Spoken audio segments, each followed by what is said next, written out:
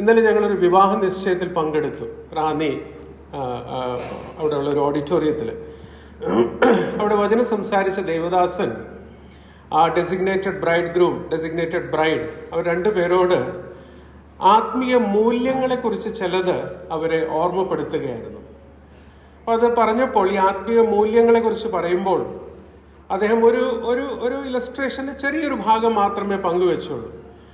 അപ്പോൾ ഞാൻ അതിനെക്കുറിച്ച് കൂടുതൽ അറിയാൻ വേണ്ടി ഒന്ന് ശ്രമിച്ചു, ഒന്ന് ആരാഞ്ഞു നോക്കിയപ്പോൾ 2012 സ്പെയിനിൽ നടന്നൊരു ക്രോസ് കൺട്രി റേസിൽ സ്പെയിനിൽ നിന്ന് ഒരു കളിക്കാരൻ, അതുപോലെ കെനിയയിൽ നിന്ന് വന്ന ഒരു കളിക്കാരൻ, അവർ രണ്ടുപേരും അതിൽ പങ്കെടുക്കുകയാണ്. ഒരു ക്രോസ് കൺട്രി റേസ് എന്ന് പറഞ്ഞാൽ നമുക്കറിയാം, കുറഞ്ഞതൊരു 12 കിലോമീറ്റർ അല്ലെങ്കിൽ ഏകദേശം 7.5 കിലോമീറ്റർ ദൈർഘ്യമുള്ള ഒരു ഓട്ടമാണ്. അതൊരു മാരത്തൺ റേസ് അല്ല. മാരത്തൺ റേസൊക്കെ അതിനെക്കാട്ടിലും കൂടുതലാണ്. എന്നാൽ ക്രോസ് കൺട്രി റേസ് എന്ന് പറയുമ്പോൾ വളരെ ഫാസ്റ്റായിട്ട് തന്നെ ഓടണം. അതിൻ്റെ ദൈർഘ്യം ഒരു 7.5 മൈൽ വരയ്ക്ക് അല്ലെങ്കിൽ 12 കിലോമീറ്റർ വരയ്ക്ക് ആയിരിക്കും. അപ്പം അതിൽ ഓട്ടം തുടങ്ങി നല്ലപോലെ ഓടി പോവുകയാണ്. പോയി ഈ അതിൽ കെനിയയിൽ നിന്ന് വന്ന ആ ഒരു മെഡൽ കണ്ടൻഡർ എന്ന് വേണമെങ്കിൽ പറയാം, അതിൽ പങ്കെടുക്കുന്ന ആ വ്യക്തി, എബൽ മുത്തായി എന്ന് പറയുന്ന വ്യക്തി, അദ്ദേഹം ഫിനിഷിംഗ് ലൈനിൻ്റെ ഒരു 10 മീറ്റർ അവിടേക്ക് ഉള്ളപ്പോൾ പെട്ടെന്ന് അദ്ദേഹം ഓട്ടം നിർത്തി. അദ്ദേഹം ചിന്തിച്ചത് അദ്ദേഹം ഫിനിഷിംഗ് ലൈനിൽ എത്തിപ്പോയി എന്ന്. എന്നാൽ എത്തിയിട്ടില്ല. അദ്ദേഹത്തിന് തൊട്ട് പിന്നാലെ നിൽക്കുന്ന വ്യക്തി സ്പെയിനിലെ ഐവൻ ഫെർണാണ്ടസ് എന്ന് പറയുന്ന കണ്ടൻഡറാണ്.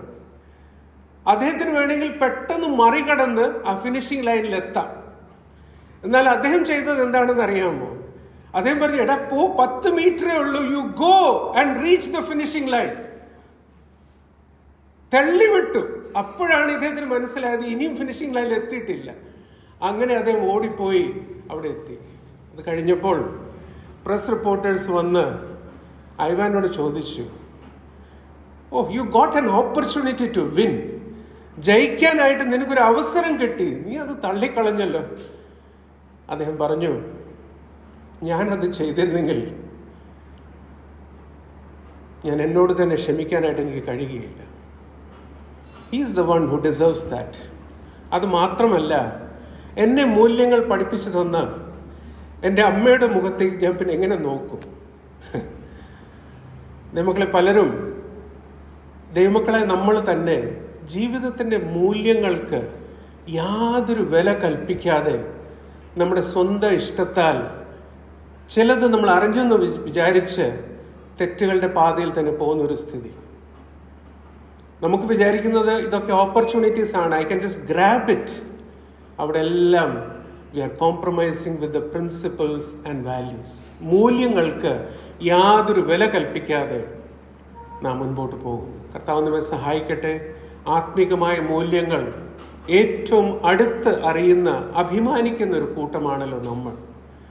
കർത്താവ് നമ്മെ സഹായിക്കട്ടെ. ഈ ചിന്തകൾ നമ്മുടെ മനസ്സിനെ ഭരിക്കുവാനും വചനത്തിൽ നിന്ന് സ്വല്പസമയം നമുക്ക് ധ്യാനത്തോടുകൂടെ ആയിരിക്കാം. കർത്താവ് നമ്മെ സഹായിക്കട്ടെ. ഞാൻ ചില നാളുകളായിട്ട് ഉത്തരം ലഭിക്കാത്ത ചില പ്രാർത്ഥനകളെക്കുറിച്ചാണ് ഇപ്പോൾ ധ്യാനിക്കുന്നതും പങ്കുവെക്കുന്നതും. ഈ സഭയിൽ തന്നെ 2 പ്രാവശ്യം കർത്തൃദിവസത്തിലും ഒരിക്കൽ ഒരു കോട്ടേജ് മീറ്റിങ്ങിലും ആ സീരീസിനെ അതിൻ്റെ 3 ഭാഗങ്ങൾ അല്ലെങ്കിൽ 3 പ്രാർത്ഥനകളെക്കുറിച്ച് ഞാൻ പങ്കുവച്ചിട്ടുണ്ട്. ഞാൻ അല്പം ഇംഗ്ലീഷും സംസാരിക്കാം, എന്നാൽ എനിക്ക് വളരെ ബുദ്ധിമുട്ടുണ്ട് to shuttle between 2 languages. These days, I'm preparing a series on a title called The Famous Unanswered Prayers from the Scripture. And about 3 of such prayers I have already shared in my assembly. The first one was from Luke chapter 8. ആദ്യത്തേത് ലൂക്കോസ് 8. അവിടെ ഭൂതബാധിതനായ ആ വ്യക്തി കർത്താവിനോട് പ്രാർത്ഥിച്ചു. വളരെ ജെനുവിനായിട്ടും വളരെ ലോജിക്കലായിട്ടുള്ളൊരു പ്രെയർ ആയിരുന്നു, വാലിഡ് ആയിട്ടുള്ളൊരു പ്രെയർ ആയിരുന്നു. But God did not answer his prayer. He answered other prayers. As we read those portions, we will see that he answered the prayer of the legion, the evil spirits. He answered the prayer of that native people. But he didn't answer the prayer who was rescued from the clutches of the devil or the evil spirit. അതുപോലെ തന്നെ രണ്ടാമത്തേത് നാം കണ്ടത് മോശയുടെ പ്രാർത്ഥന. The second one about Moses who prayed to the Lord and the Lord didn't answer his prayer. അത് നമ്മൾ കാണുന്നത് ആവർത്തന പുസ്തകം 3-ാം അധ്യായം അതിൻ്റെ 23 മുതൽ 28 വരെയ്ക്കുള്ള വാക്യങ്ങൾ. That we read in Deuteronomy chapter 3 verses 23 to 28. മൂന്നാമത്തേത് ഞാൻ പങ്കുവച്ചത് അത് പ്രിയ ബെറ്റി ആൻറ്റിയുടെ ഭവനത്തിലെ കോട്ടേജ് മീറ്റിങ്ങിലാണ്. അവിടെ വന്നവർ അത് ഓർക്കുമെന്ന് വിചാരിക്കുന്നു. ദാറ്റ് ഈസ് എ പ്രിസംഷ്യസ് പ്രെയർ, ഒരു ധാർഷ്ട്യമുള്ള ഒരു പ്രാർത്ഥന. അത് ഇസ്രായേൽ മക്കളുടെ പ്രാർത്ഥനയാണ്. ആ പ്രാർത്ഥന നമ്മൾ കാണുന്നത് ആവർത്തന പുസ്തകം തന്നെ അതിൻ്റെ 1-ാം അധ്യായം 40 മുതൽ 46 വരെയ്ക്കുള്ള വാക്യങ്ങളിൽ. The third one is the presumptuous prayer that we see in Deuteronomy chapter 1 verses 40 through 46. ഇവിടെ എല്ലാം വളരെ വാലിഡ് ആയിട്ടുള്ള, those prayers were really valid and genuine and they were logical, but the God didn't answer those prayers. എന്നാൽ കർത്താവ് ആ പ്രാർത്ഥനകൾക്ക് ഉത്തരം മറുപടി നൽകിയില്ല. So today we are going to look at one more prayer that God didn't answer. ഇന്ന് വീണ്ടും ഒരു പ്രാർത്ഥന കൂടി നാം കാണുവാനായിട്ട് പോവുകയാണ്. ആ പ്രാർത്ഥനയ്ക്കും ദൈവം ഉത്തരം അരുളിയില്ല. ദൈവം ഒരു പ്രാർത്ഥനയ്ക്ക് ഉത്തരം അരുളാത്തപ്പോൾ തീർച്ചയായിട്ടും കർത്താവിൻ്റെ ദിവ്യമായ പദ്ധതിയിൽ അതിനെക്കാട്ടിലും വലിയ പദ്ധതിയാണ് ഉള്ളത്. അത് തീർച്ചയായിട്ടും നമുക്ക് മനസ്സിലാക്കുവാനായിട്ട് സാധിക്കും. സോ ഇന്നത്തെ ഈ മെസ്സേജിന് ഞാനൊരു തലക്കെട്ട് കൊടുത്തിരിക്കുന്നത് ഇങ്ങനെയാണ്: the prophet who wanted to die. ദൈവത്തിൻ്റെ ഒരു പ്രവാചകൻ താൻ മരിക്കുവാൻ വേണ്ടി പ്രാർത്ഥിച്ചു, അല്ലെങ്കിൽ മരിക്കുവാൻ വേണ്ടി ഇച്ഛിച്ച് ദൈവത്തോട് യാചിച്ചു. So I am going to speak about the prophet who prayed that he wants to die. മരിക്കും, എനിക്ക് മരിക്കുന്നതാണ് നല്ലത് എന്ന് പ്രാർത്ഥിച്ച ഒരു പ്രവാചകനെ കുറിച്ചാണ് സ്വല്പമായിട്ട് ഞാൻ പങ്കുവയ്ക്കുവാൻ ആഗ്രഹിക്കുന്നത്. ഈ ഭാഗം വളരെ പ്രാർത്ഥനയോടുകൂടി ധ്യാനിക്കുവാനും എൻ്റെ ജീവിതത്തേക്ക് തന്നെ പല പാഠങ്ങൾ പഠിക്കുവാനും അതൊരു അവസരമായിരുന്നു. അതുകൊണ്ടാണ് വളരെ പ്രാർത്ഥനയോടുകൂടി സഭയുടെ മുൻപാകെ ഈ വചനവുമായിട്ട് നിൽക്കുന്നത്. ഇവിടെ ഒരു കാര്യം കൂടി ഞാൻ ഓർമ്മപ്പെടുത്തട്ടെ. ഞായറാഴ്ച കർത്തൃ ദിവസത്തിൽ സഭയായിട്ട് നമ്മൾ കർത്താവിനെ ആരാധിക്കാൻ കടന്നു വരുമ്പോൾ ശുശ്രൂഷകളിൽ യാതൊരു വലിപ്പവും ചെറുപ്പവുമില്ല. പലപ്പോഴും നമ്മുടെ മധ്യത്തിലൊരു പ്രവണതയുണ്ട്, ഒരു ഭാഗം കഴിയുമ്പോൾ നമ്മൾ അവിടെ നിന്ന് പോവുക. തത്തുല്യമായിട്ടുള്ള പ്രാധാന്യം അർഹിക്കുന്ന ഒരു ശുശ്രൂഷയാണ് വചന ശുശ്രൂഷയും. നമ്മൾ ഒരുമിച്ച് കടന്നു വരുന്നു, കർത്താവിനെ ആരാധിക്കുന്നു, അതിനുശേഷം വചനത്തിന് മുൻപാകെ ആയിരിക്കുന്നതും തത്തുല്യമായിട്ടുള്ളൊരു ശുശ്രൂഷയാണ്. എന്നാൽ എമർജൻസി ഉണ്ട്, നമുക്കറിയാം. അങ്ങനെയുള്ള സ്ഥിതികളിൽ മാത്രം കടന്നു പോവുക. അതല്ലെങ്കിൽ വചന കേൾവി കഴിഞ്ഞ് പ്രാർത്ഥിച്ച് ആശീർവാദം പറഞ്ഞ് എല്ലാ സഹോദരന്മാരുമായിട്ട് കൂട്ടായ്മ ആചരിച്ച് സന്തോഷം പങ്കുവെച്ച് വേണം ദൈവമക്കളെ നമ്മളെല്ലാവരും കടന്നു പോകുവാൻ. അതിനായി കർത്താവ് നമ്മെ സഹായിക്കട്ടെ. അപ്പോൾ ഇവിടെ ഏലിയ പ്രവാചകൻ പ്രാർത്ഥിച്ചു, എന്നാൽ ദൈവം ആ പ്രാർത്ഥനയ്ക്ക് ഉത്തരം അരുളിയില്ല. അതാണ് വിഷയം. അപ്പോൾ പ്രവാചകൻ ആരാണെന്നുള്ളത് നമുക്ക് നന്നായിട്ട് മനസ്സിലായി. The prophet who prayed that he wanted to die is none other than Prophet Elijah. ആ ഭാഗത്തേക്ക് നമുക്കൊന്ന് പെട്ടെന്ന് പോകാം. അത് നമ്മൾ കാണുന്നത് രാജാക്കന്മാരുടെ 1-ാം പുസ്തകം അതിൻ്റെ 19-ാം അധ്യായം, 1 Kings chapter 19. അത് മുഴുവനായിട്ട് വായിക്കുകയോ ഓരോ വാക്യം എടുത്ത് ധ്യാനിക്കുവാനായിട്ട് എനിക്ക് താല്പര്യമുണ്ടെങ്കിലും അതിന് സമയമില്ല. അതുകൊണ്ട് ഞാൻ പെട്ടെന്ന് വിഷയത്തിലേക്ക് തന്നെ പ്രവേശിക്കാനായിട്ട് പോവുകയാണ്. ഈ പുസ്തകത്തിൻ്റെ 17, 18, 19 അധ്യായം ദൈവമക്കൾ വ്യക്തിപരമായിട്ട് ദൈവവചനവുമായിട്ട് ഇരിക്കുമ്പോൾ ഈ ദിവസങ്ങളിൽ തന്നെ, ഒട്ടും താമസിയരുത്, അടുത്ത ദിവസങ്ങളിൽ തന്നെ ഒരു ധ്യാനത്തോടുകൂടി വായിക്കുക.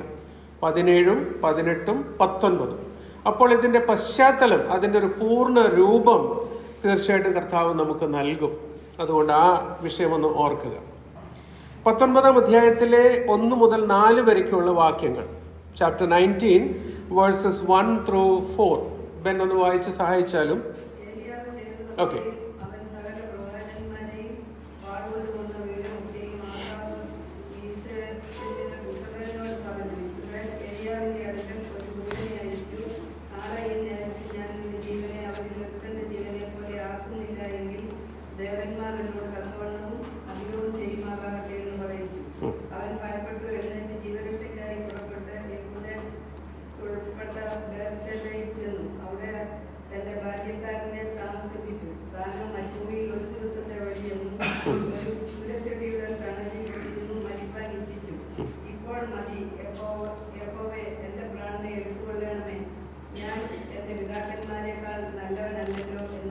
മതി.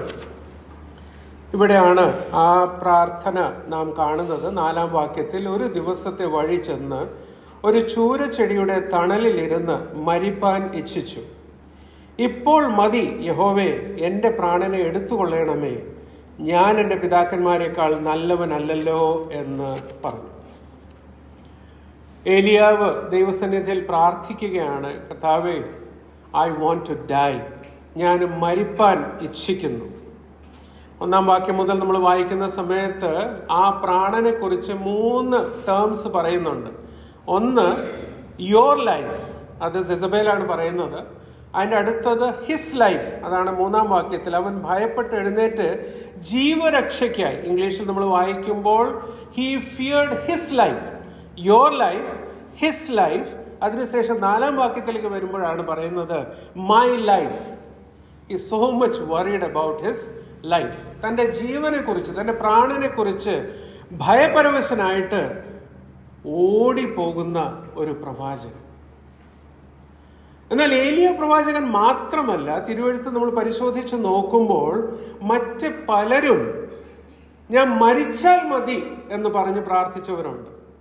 നമ്മൾ സംഖ്യാപുസ്തകം 11-ാം അധ്യായം നമ്മൾ വായിക്കുമ്പോൾ, അവിടെ വായിക്കാൻ നമുക്ക് സമയമില്ല, ശ്രദ്ധിക്കുക, മോശ പ്രാർത്ഥിക്കുന്നുണ്ട്, I don't want to live, I want to die. അതുപോലെ തന്നെ യോന പ്രവാചകൻ താനും പറഞ്ഞു, എനിക്ക് ജീവിക്കുന്നതിനെക്കാട്ടിലും മരിച്ചാൽ നല്ലത്. അതുപോലെ യെരമ്യാ പ്രവാചകന്റെ പുസ്തകം നമ്മൾ വായിക്കുമ്പോൾ, പ്രത്യേകിച്ചും അതിന്റെ 20-ാം അധ്യായത്തിലേക്ക് വരുന്ന സമയത്ത്, he is cursing his day of birth, തൻ്റെ ജനന ദിവസത്തെ ശപിക്കുന്നതായിട്ടാണ് പ്രവാചകൻ യെരമ്യാവിനെ കുറിച്ച് ആ പുസ്തകത്തിൽ 20-ാം അധ്യായം, as we read Jeremiah chapter 20 verses 14 through 18, he is cursing his day of birth. ഇയ്യോബിനെ കുറിച്ച് നമ്മൾ വായിക്കുമ്പോൾ, as we read about Job, there also we see he is cursing his day of birth. അങ്ങനെ ജീവിക്കുന്നതിനെക്കാട്ടിലും മരിക്കുന്നത് നല്ലത് എന്ന് ഇച്ഛിക്കുകയും പ്രാർത്ഥിക്കുകയും ചെയ്യുന്ന പലരെയും തിരുവചനത്തിൽ നമുക്ക് കാണുവാനായിട്ട് സാധിക്കും. എന്നാൽ ആ പ്രാർത്ഥനയ്ക്ക് വലിയവനായ ദൈവം ഉത്തരം അരുളുന്നില്ല. എന്തുകൊണ്ടാണ്? അത് നമുക്ക് സ്വല്പമായിട്ടൊന്ന് നോക്കാം. ഒന്നാമത്തേത് നമ്മളവിടെ കാണുന്നത്, God looked behind the prophet. ഒന്ന് കർത്താവ് ചെയ്തത്, ഈ പ്രവാചകന്റെ പശ്ചാത്തലം, പിന്നാമ്പുറം കർത്താവ് ഒന്ന് വീക്ഷിച്ച് നോക്കി. God looked behind him. നമുക്കറിയാം 17-ാം അധ്യായത്തിൽ പല ഭാഗങ്ങൾ നമ്മൾ പരിശോധിച്ച് നോക്കുമ്പോൾ അവിടെ കർത്താവിൻ്റെ ഒരു പ്രവാചകനായിട്ടും രാജാവായ ആഹാബിന്റെ മുൻപിൽ വളരെ ശക്തനായിട്ട് നിന്ന പ്രവാചകൻ 18-ാം അധ്യായത്തിൽ ചെയ്ത ആ അത്ഭുതം എത്രയോ വലുതാണ്. അതിൻ്റെ ഒരു വാക്യം മാത്രം വായിച്ചാൽ നമുക്ക് മനസ്സിലാകും.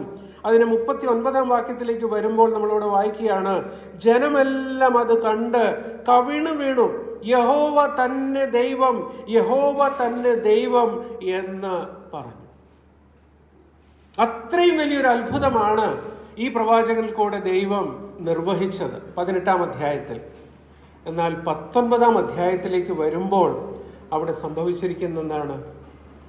രാജ്ഞിയായ യെസബേൽ ദുഷ്ട സ്ത്രീയുടെ വാക്കുകൾ കേട്ടിട്ട് പ്രവാചകൻ അവിടെ നിന്ന് ഓടിപ്പോവുകയാണ്. From such a great victory to defeat. ഒരു ഗ്രാഫ് നമ്മൾ വരയ്ക്കുകയാണെങ്കിൽ കൊടുമുടിയിൽ നിന്ന് ഏലിയാവ് വീണ വീഴ്ച ഒന്ന് നോക്കുക. ഗ്രാഫ് ഒന്ന് വരച്ച് നോക്കി. എത്ര വലിയ വീഴ്ചയാണ്! ചെയ്ത അത്ഭുതമോ നമുക്ക് വിവരിക്കാനായിട്ട് കഴിയാത്ത സൂപ്പർ നാച്ചുറൽ ആയിട്ടുള്ള ഒരു അത്ഭുതമാണ് അവിടെ കർത്താവിൽ ആശ്രയിച്ച് താൻ നിർവഹിച്ചത്. ആൻഡ് ദെൻ ദ ഡിഫീറ്റ്, ആ വീഴ്ച ഓരോ പടിപടിയായിട്ട്. ഈ വാക്ക് കേട്ടപ്പോൾ അവൻ ഭയപ്പെട്ടു. Fear gave way to faith. ഭയം വിശ്വാസത്തെ തള്ളി മാറ്റി അവിടെ പ്രവേശിച്ചു. നമ്മുടെ ആത്മീയ ജീവിതങ്ങളെ നമ്മളൊന്ന് വീക്ഷിച്ച് നോക്കുക. എത്രയോ പെട്ടെന്നാണ്. ഞാനിവിടെ ഒരു കാര്യം പറയട്ടെ, അത് മാത്രമേ പറയാനായിട്ട് നിർവാഹമുള്ളൂ. There is a very thin line between good and evil.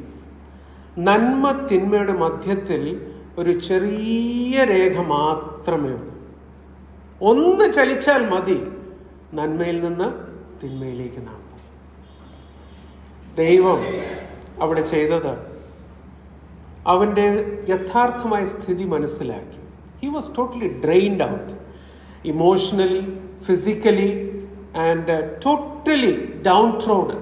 ആ ഒരു സ്ഥിതിയിലായിരിക്കുന്ന തൻ്റെ പ്രവാചകനെയാണ് കർത്താവ് അവിടെ കണ്ടത്. കർത്താവ് എന്താ ചെയ്തത് ഒന്ന് നോക്കുക. 5-ാം വാക്യത്തിൽ നമ്മൾ വായിക്കുന്നത്, അങ്ങനെ അവൻ ചൂരച്ചെടിയുടെ തണലിൽ കിടന്ന് ഉറങ്ങുമ്പോൾ പെട്ടെന്ന് ഒരു ദൂതൻ അവനെ തട്ടി അവനോട് എഴുന്നേറ്റ് തിന്നുക എന്ന് പറഞ്ഞു. അവൻ ഉണർന്നു നോക്കിയപ്പോൾ കനലിന്മേൽ ചുട്ട ഒരു അടയും ഒരു തുരുത്തി വെള്ളവും തലയ്ക്കൽ ഇരിക്കുന്നത് കണ്ടു. അവൻ തിന്നു കുടിച്ച് പിന്നെയും കിടന്നുറങ്ങി. യഹോവയുടെ ദൂതൻ 2-ാം പ്രാവശ്യം വന്ന് അവനെ തട്ടി എഴുന്നേറ്റ് തിന്നുക, നിനക്ക് ദൂരെ യാത്ര ചെയ്യുവാനുണ്ടല്ലോ എന്ന് പറഞ്ഞു. നമ്മൾ കഴിഞ്ഞ ആഴ്ച പ്രിയ ഷോൺ നമ്മളെ ഓർമ്മിപ്പിച്ചു. മർക്കോസിനെ തള്ളി പറഞ്ഞപ്പോൾ അവനോട് കൂടെ നിന്ന് ബർന്നബാസിന്റെ വലിയ ഹൃദയം. കാരണം ബർന്നബാസ് ഒരു നല്ല മനുഷ്യനാണ്, പരിശുദ്ധാത്മാവ് പൂർണ്ണനായ ഏകസത്യദൈവത്തിൽ ആശ്രയിക്കുന്ന ആ ഹൃദയമുള്ള ബർന്നബാസ്. നമ്മുടെ കർത്താവ് തൻ്റെ പ്രവാചകനോട് ഇടപെടുന്നൊന്ന് നോക്കുക. ഇത് വായിച്ചപ്പോൾ എൻ്റെ മനസ്സിലേക്ക് വന്നൊരു പാട്ട്, നമ്മുടെ ആത്മീയ ഗീതങ്ങളിലെ 812 ഗാനത്തിൻ്റെ ഒരു സ്റ്റാൻസ, അതിന് 5-ാമത്തെ സ്റ്റാൻസ ഒന്ന് ശ്രദ്ധിക്കുക. ദുഃഖിതനായി ഓടിപ്പോയി ഞാൻ മരുഭൂമിയിൽ കിടന്നാലും എന്നെ ഓർത്ത് ദൈവദൂതർ വന്നിടും, ഏറ്റവും സ്നേഹം ചൂടോടപ്പവുമായി വന്നിടും.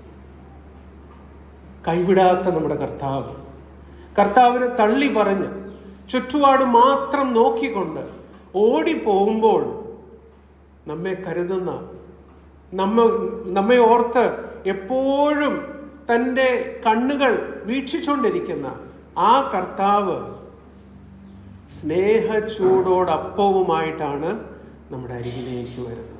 പ്രത്യേകമായിട്ട് നോക്കുക, ദൈവാത്മാവ് അവിടെ രേഖപ്പെടുത്തിയിരിക്കുന്നത് തൻ്റെ ദൂതനിൽ കൂടെ അവിടെ നൽകിയത് ഒരു തണുത്ത് പറഞ്ഞിലിച്ച അപ്പമല്ല, അല്ല, ചൂടോടുള്ളൊരപ്പം, കനലിൽ ചുട്ട. അവിടെ പ്രത്യേകം പറഞ്ഞിനി ശ്രദ്ധിക്കുക, ഒരു അടയും ഒരു തുരുത്തി വെള്ളവും തലയ്ക്കലിരിക്കുന്നത് കണ്ടു. കർത്താവ് നമ്മെക്കുറിച്ച് എന്തുമാത്രം കരുതുന്നു. We have our God who is all sufficient and is full of compassion. ആർദ്ര കരുണ നിറഞ്ഞവനായ കർത്താവ്, നമ്മുടെ ഉള്ള അവസ്ഥ മനസ്സിലാക്കി നമ്മോട് ഇടപെടുന്ന നമ്മുടെ കർത്താവ്. മുത്താമ്പാക്കൽ കൊച്ചുകുഞ്ഞുപദേശി രചിച്ചിരിക്കുന്ന വരികളൊന്ന് ശ്രദ്ധിക്കുക. ദുഃഖിതരായി നാം ഓടിപ്പോകുമ്പോൾ സ്നേഹച്ചൂടോടപ്പവുമായി നമ്മുടെ അരികിലേക്ക് വരുന്ന നമ്മുടെ കർത്താവ്. He looked behind the prophet. തന്റെ പ്രവാചകന്റെ പിന്നാമ്പുറം, പശ്ചാത്തലം കർത്താവ് മനസ്സിലാക്കി വീക്ഷിച്ചു. അടുത്തത് നാം കാണുന്നത് God looked within him. ദൈവം അവന്റെ ഉള്ളിലേക്കൊന്ന് ചാഞ്ഞ് നോക്കി. God looked behind him and now God looked within him. അവനിലേക്കൊന്ന് ചാഞ്ഞു നോക്കും. നമ്മൾ ആ പ്രാർത്ഥന ഒന്ന് ശ്രദ്ധിക്കുമ്പോൾ അവിടെ എന്താ നമ്മൾ വായിക്കുന്നത്? അവൻ ചെന്ന് ബേർശബയിൽ അവിടെ തന്റെ ബാല്യക്കാരനെ താമസിപ്പിച്ചു. താനോ മരുഭൂമിയിൽ ഒരു ദിവസത്തെ വഴി ചെന്ന് ഒരു ചൂരച്ചെടിയുടെ തണലിലിരുന്ന് മരിപ്പാൻ ഇച്ഛിച്ചു. ഓട്ടം ഒന്ന് നോക്കുക, ഭയങ്കര ഒരു ഓട്ടം. എന്തുവാ ഇച്ഛിച്ചത്? മരിക്കാൻ, അല്ലേ? ഈ മരിക്കാൻ ഇച്ഛിച്ചവൻ എന്തിനാ ഓടിയത്? എന്തായാലും യെസബേൽ കൊല്ലും, അല്ലേ? അപ്പൊ പിന്നെ അവിടെ നിന്നാ പോരെ, അല്ലേ? What do you think? If he really wanted to die, why did he run? He could have stayed there. Anyway, the wicked queen is going to kill him. He could have surrendered his life unto the Lord's hand, and he could have just waited for the queen to kill him. Why did he run? That itself shows that he never wanted to die. പറഞ്ഞു മനസ്സിലായല്ലോ? നമ്മൾ പലപ്പോഴും, ഞാൻ കൂടുതൽ പറയുന്നില്ല,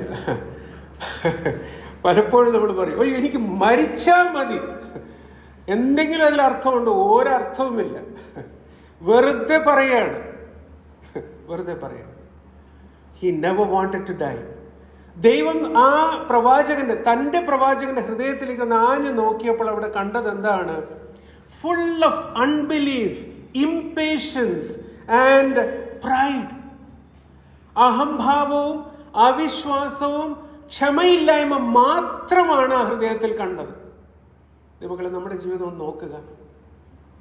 how many times ദൈവത്തോട് മർദ്ദലിച്ച്, ഞാനിത് പറയുമ്പോൾ എന്നെ കൂടി ചേർത്ത് പറയുകയാണ്, how many times I become impatient and try to run away.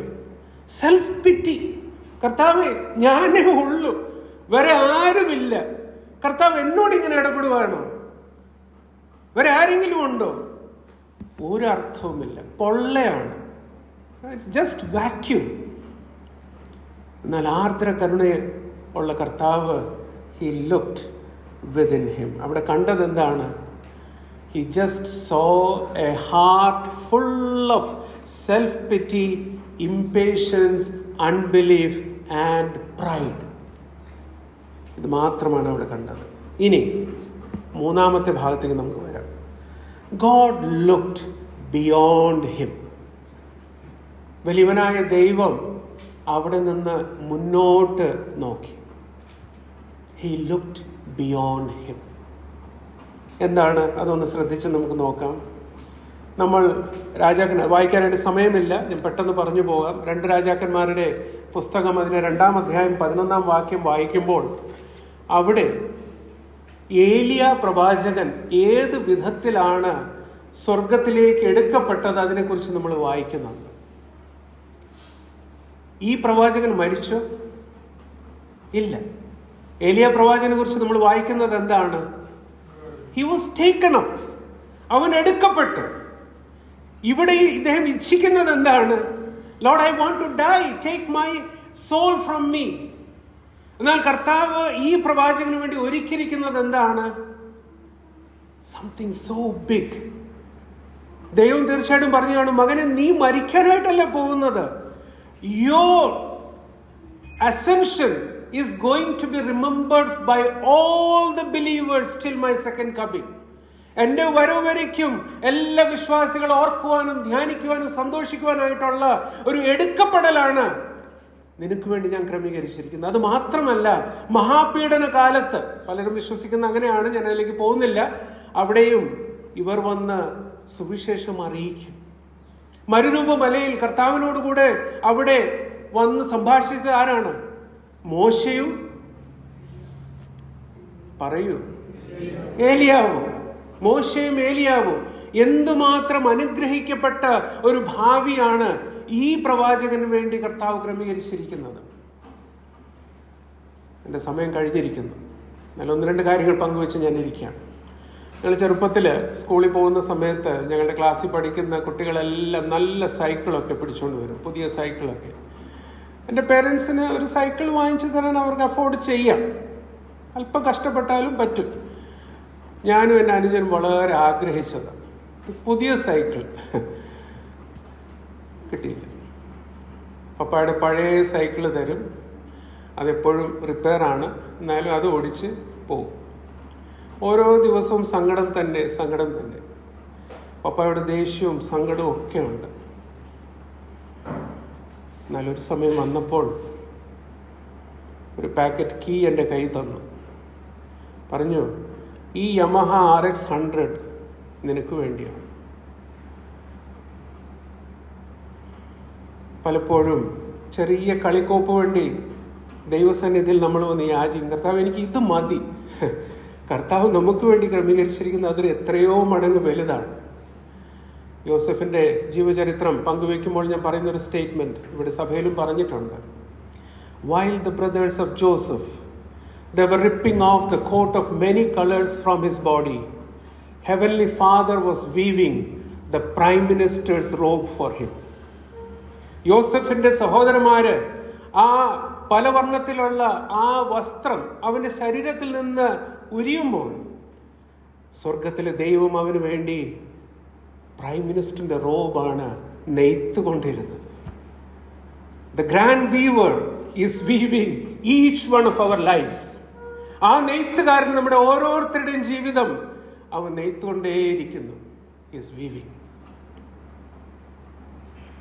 എത്ര വലിയൊരു പ്ലാനാണ് നമ്മുടെ ജീവിതത്തെക്കുറിച്ച് കർത്താവിന് ഉള്ളത്. God has a grand plan. ഏലിയാവിന് അത് മനസ്സിലാക്കി കൊടുത്തത് പല വിധത്തിലുള്ള അടയാളങ്ങൾ അവിടെ ഉണ്ടായി. 19 അധ്യായം പിന്നെയും നമ്മൾ വായിക്കുമ്പോൾ ഇവിടെ കാണുന്നുണ്ട്. എന്നാൽ അവസാനമായിട്ട് വളരെ മൃദുസ്വരത്തിൽ അവനോട് ചോദിക്കുകയാണ്, ഇവിടെ നിനക്ക് എന്ത് കാര്യം? എന്നിട്ടാണ് തൻ്റെ പദ്ധതി അവന് വെളിപ്പെടുത്തി കൊടുക്കുന്നത്. God looked behind him.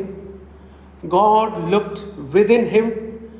God looked beyond him. ദൈവം തൻ്റെ പശ്ചാത്തലത്തിലേക്കൊന്ന് വീക്ഷിച്ചു നോക്കി, തൻ്റെ ഉള്ളിലേക്ക് വീക്ഷിച്ചു നോക്കി. മുൻപിൽ ദൈവം അവന് വേണ്ടി ഒരുക്കിയിരിക്കുന്ന പദ്ധതിയെ നോക്കി അവൻ്റെ പ്രാർത്ഥനയ്ക്ക് ഉത്തരം അരുളിയില്ല. ഞാൻ ഒരു കാര്യം കൂടി പറഞ്ഞ് അവസാനിപ്പിക്കാം. What was God's response? First, God refreshed him. ആദ്യമായിട്ട് കർത്താവ് ചെയ്തത് അവനെ ഉന്മേഷം പകർന്നു. ആഹാരം കൊടുത്ത് വിഷണ്ണനായവനെ അവനെ റിഫ്രഷ് ചെയ്തു. രണ്ടാമത്തേത്, ഗോഡ് റിമൈൻഡഡ് ഹിം. ദൈവം അവന് ചിലത് ഓർമ്മപ്പെടുത്തി കൊടുത്തു. God recommissioned him. അവനെ വീണ്ടും തൻ്റെ വേലയ്ക്ക് വേണ്ടി പുനഃസമർപ്പിക്കാനായിട്ടുള്ള സാഹചര്യം ക്രമീകരിച്ചു കൊടുത്തു. God replaced him. മക്കൾ, ഇവിടെ ഒരു കാര്യം ഞാൻ പറയട്ടെ. ദൈവത്തിൻ്റെ പ്രവർത്തനത്തിൽ നോബഡി ഈസ് ഇൻഡിസ്പെൻസിബിൾ. ഒരിക്കലും ചിന്തിക്കരുത് ഞാൻ മാത്രമേ ഉള്ളൂ, എന്നെ കൊണ്ടേ ഇത് സാധിക്കത്തുള്ളൂ. Nobody is indispensable. ഇവിടെ നമ്മൾ കാണുന്നത് ഏലിയാവ് ചെയ്തതിൻ്റെ ഇരട്ടി ഏലിശ പ്രവാചകയിൽ കൂടെ വലിയവനായ ദൈവം നിർവഹിച്ചു. God refreshed him, God reminded him, God recommissioned him, God replaced him. എന്നാൽ കർത്താവ് നമുക്ക് തന്നിരിക്കുന്ന സമയത്തിൽ കർത്താവിൻ്റെ വേല നിരവധിയായിട്ട് നിവർത്തിപ്പാനുള്ള വലിയ ഉത്തരവാദിത്വം നമുക്കുണ്ട്. അതിനുവേണ്ടി എപ്പോഴും നമുക്ക് ഓർത്തുകൊണ്ടും ധ്യാനിച്ചുകൊണ്ടും കർത്താവിൻ്റെ വേലയിലായിരിക്കാം. ഒരു വാക്യം വായിച്ച് ഞാൻ അവസാനിപ്പിക്കാം. യെശയ്യാ പ്രവാചകന്റെ പുസ്തകം അതിൻ്റെ 28 അധ്യായമാണെന്ന് തോന്നുന്നു. 28 അതിൻ്റെ 16 വാക്യം. Book of Isaiah chapter 28 verse 16. അവിടെ നമ്മൾ വായിക്കുന്നത്, വിശ്വസിക്കുന്നവൻ ഓടിപ്പോകുകയില്ല. The one who believes he will not make haste എന്നാണ് ഇംഗ്ലീഷിൽ നമ്മൾ വായിക്കുന്നത്. മലയാളത്തിലൂടെ വായിക്കുന്നത്, വിശ്വസിക്കുന്നവൻ അവൻ ഓടി പോകുകയില്ല. The one who believes he will not run away, he will not make haste, he will stand firm. വിശ്വാസത്തിൽ ഉറപ്പോടുകൂടെ തന്നെ അവിടെ ആയിരിക്കും. കർത്താവ് നമ്മെ സഹായിക്കട്ടെ.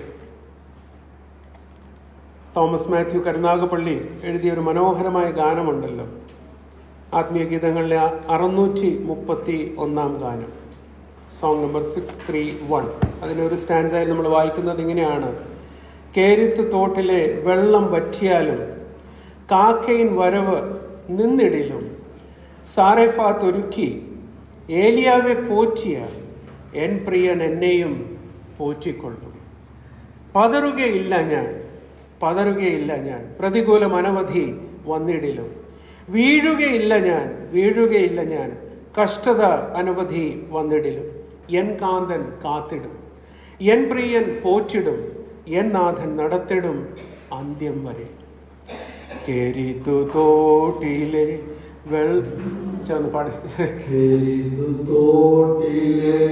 വെള്ളം പറ്റിയാലോ കാക്കയിൻ വരവ്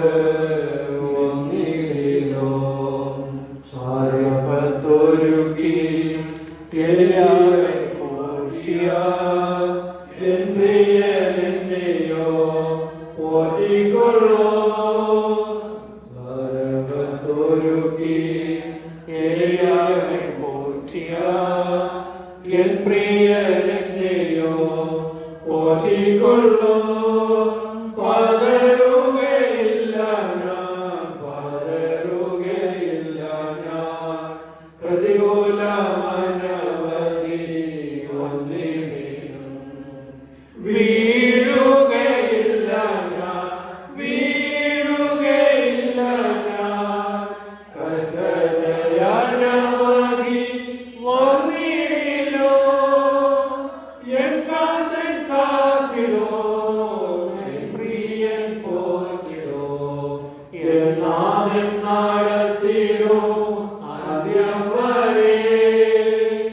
എൻ കാന്തൻ കാത്തിടോ, എൻ പ്രിയൻ പോറ്റിടോ, എൻ നാഥൻ നടത്തിടോ അന്ത്യം വരെ. മണ്ണോടു മണ്ണായി ഞാൻ അമർന്നു പോയാലോ എൻ കാന്തനേശോ കൈവിടില്ല.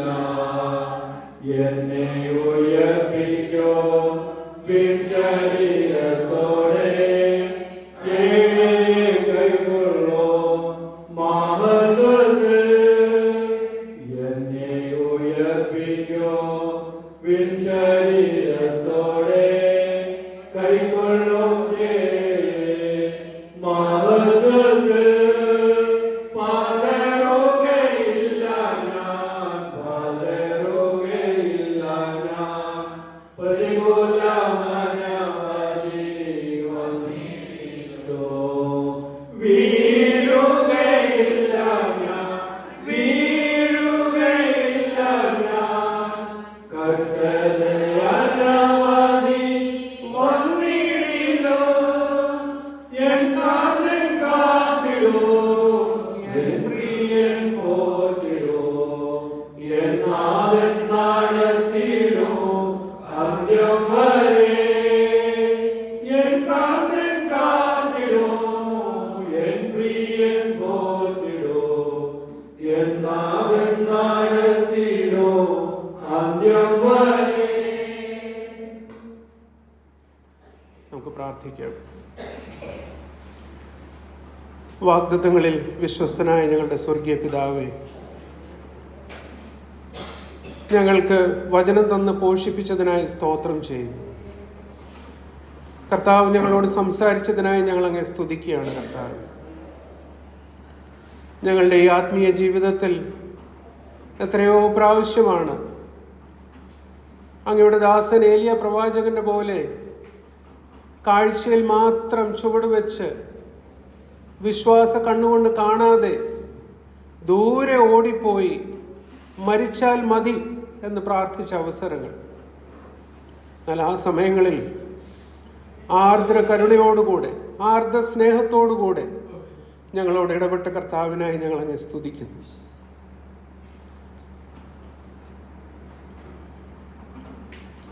അങ്ങയുടെ സന്നിധിയിൽ ഞങ്ങളെ തന്നെ താഴ്ത്തുകയാണ്. വിശ്വസിക്കുന്നവനവൻ ഓടിപ്പോവുകയില്ല എന്ന് തിരുവഴുത്തിൽ ഞങ്ങൾ വായിക്കുന്നു. ഒരിക്കലും ആ അനുഭവം ഞങ്ങളുടെ ജീവിതത്തിൽ കടന്നു വരല്ലേ ഞങ്ങൾ പ്രാർത്ഥിക്കുകയാണ്. കർത്താവ്,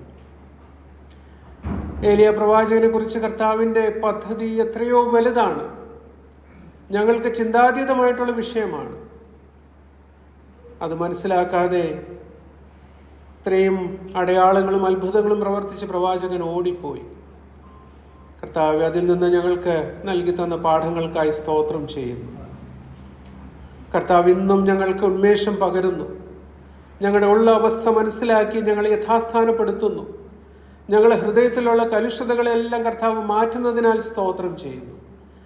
ഇന്നും കർത്താവെ, വചനമെന്ന ആ വെള്ളത്താൽ ഞങ്ങളുടെ ഹൃദയത്തെ പ്രഖ്യാപനം ചെയ്യണമേ. ആ കളങ്കവും ആ കറുപ്പിരിക്കുന്ന എല്ലാ കാര്യങ്ങളും അവിടെ നിന്ന് മാറ്റി കൊടുക്കണമേ. അവിശ്വാസമായിട്ടുള്ളതും ക്ഷമയില്ലാത്തതും അങ്ങനെയുള്ള സകല കാര്യങ്ങളും അവിടെ നിന്ന് നീക്കിക്കളയണമേ എന്ന് പ്രാർത്ഥിക്കുന്നു. ഞങ്ങളെ യഥാസ്ഥാനപ്പെടുത്തണമേ കർത്താവേ. കർത്താവ് ഞങ്ങളോട് കൃപ കാണിക്കണമേ, കരുണ കാണിക്കണമേ എന്ന് പ്രാർത്ഥിക്കുന്നു. കർത്താവേ, അങ്ങ് ഞങ്ങളുടെ ജീവിതത്തിൽ കൂടെ ചെയ്യുവാൻ ആഗ്രഹിക്കുന്ന ആ വലിയ പദ്ധതി ഓരോ നാൾ കഴിയുന്നോറും മനസ്സിലാക്കുവാനും അതിനെ പൂർണ്ണമായിട്ട് ഞങ്ങളെ തന്നെ വിധേയപ്പെടുത്തി ജീവിപ്പാൻ ഞങ്ങളെ സഹായിക്കണമേ. സഭയായിട്ട് അങ്ങയുടെ വചനത്തിന് മുൻപാകെ ഞങ്ങളെ തന്നെ താഴ്ത്തുന്നു കർത്താവേ. ഞങ്ങളുടെ പ്രാർത്ഥന കേട്ടതിനായി സ്തോത്രം. കർത്താവും രക്ഷിതാവുമായ യേശു ക്രിസ്തുവിന്റെ നാമത്തിൽ തന്നെ.